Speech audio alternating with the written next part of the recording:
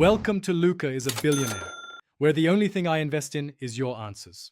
You begin by confirming the essentials. Make sure your account has trade permissions and 2FA enabled so you can transact safely. Next, scan your inventory and tag items by rarity and approximate value. This gives you negotiating leverage.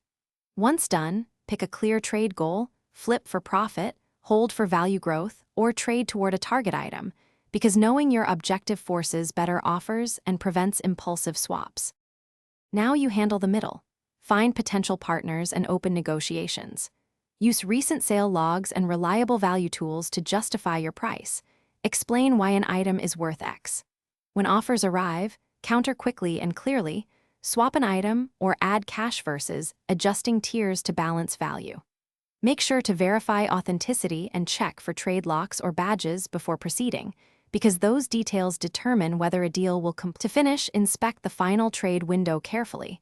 You should confirm each item and quantity, then approve the 2FA prompt. After completion, immediately take screenshots, note partner ID and time, and save the terms. These records help if anything goes wrong. If a problem appears, stop further trades, use the platform dispute channel, and present your evidence.